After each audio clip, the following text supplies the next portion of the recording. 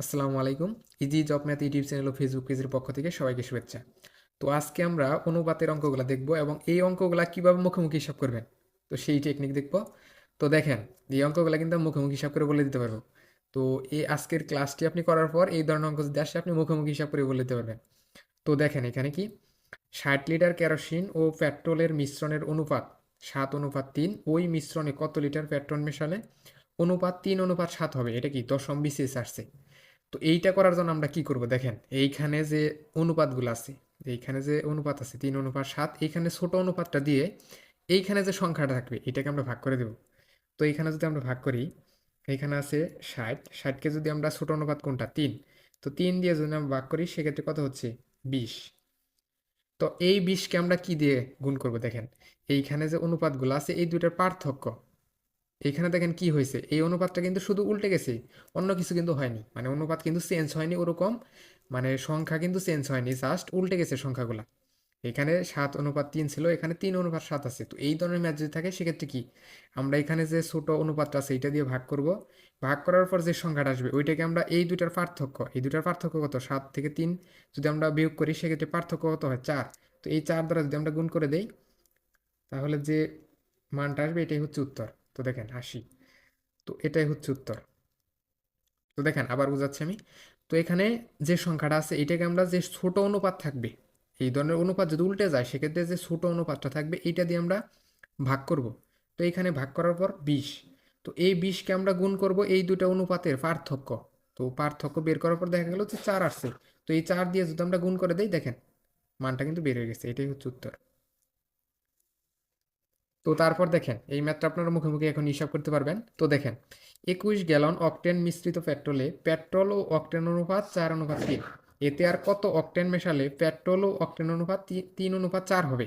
প্রাথমিক বিদ্যালয়ের সহকারী শিক্ষক ভারত আসছে। তো কি এইখানেও কিন্তু অনুপাতগুলো উল্টে গেছে, এখানে ছিল 4:3, এখানে 3:4। তো অনুপাত যদি উল্টে যায় আমরা কি শিখছি প্রথম ম্যাথে, তো এইখানে যে ছোট অনুপাতটা আছে এইটা দিয়ে আমরা ভাগ করব। তো ছোট অনুপাত দিয়ে যদি আমরা ভাগ করি সেক্ষেত্রে কত, ছোট অনুপাত হচ্ছে 3, 3 দিয়ে যদি আমরা 21কে ভাগ করি 7।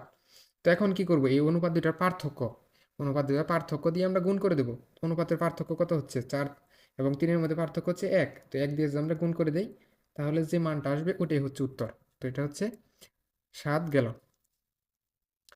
তো তারপর দেখেন 60 লিটার ফলের রসে আম এবং কমলার অনুপাত 2:1। কমলার রসের পরিমাণ কত লিটার বৃদ্ধি করলে অনুপাতটি 1:2 হবে? এটা কি 35তম বিসিএস আসছে। তো দেখেন এখানে কি হয়েছে, অনুপাতগুলো কিন্তু উল্টে গেছে আগেরগুলোর মতোই। তাহলে আমরা কি করব, এখানে যে ছোট অনুপাতটা আছে মান, ওইটা দিয়ে আমরা কি এই সংখ্যাটাকে ভাগ করব। তো আমরা যদি ভাগ করি 60কে আমরা এক, ছোট অনুপাত হচ্ছে 1, তো 1 দিয়ে যদি ভাগ করি সেক্ষেত্রে 60। এখন আমরা কি করব, অনুপাত দুটার পার্থক্য, অনুপাতের পার্থক্য কত 2 এবং 1-এর মধ্যে পার্থক্য হচ্ছে 1, 1 দিয়ে আমরা গুণ করব।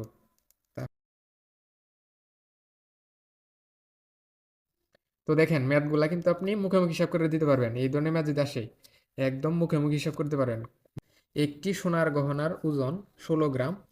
এতে সোনা এবং তামার অনুপাত 3:1।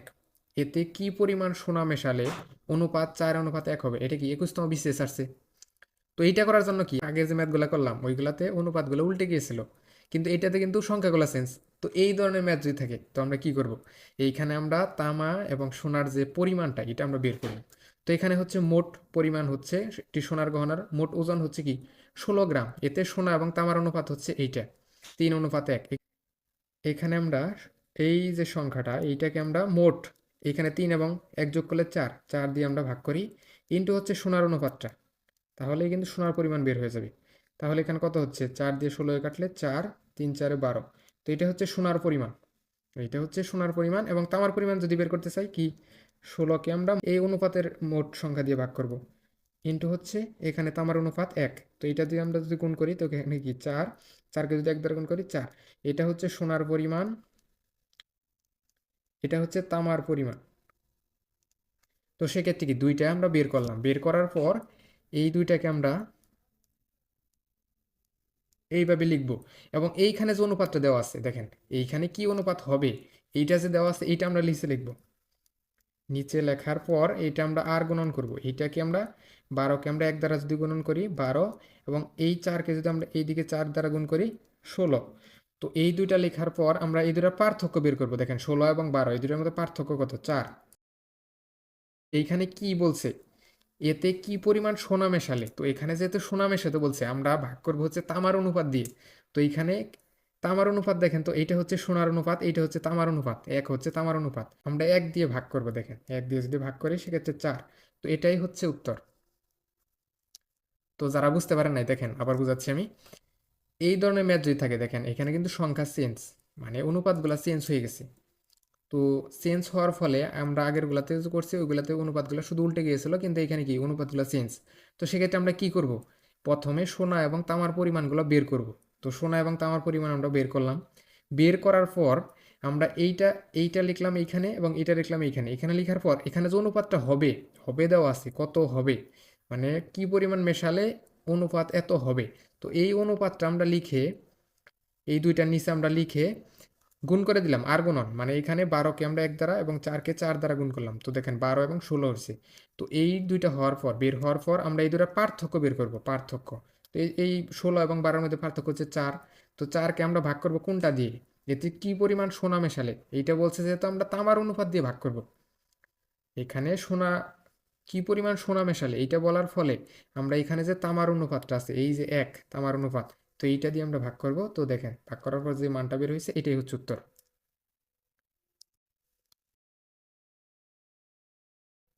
একটি সোনার গহনার ওজন 32 গ্রাম, এতে সোনা এবং তামার অনুপাত 3:1। এতে কি পরিমাণ সোনা মেশালে অনুপাত 4:1 হবে। এটা কি প্রাথমিক বিদ্যালয়ের সহকারী শিক্ষক চৈদ্দ আসছে। তো এইটা কিন্তু আগেরটার মতো।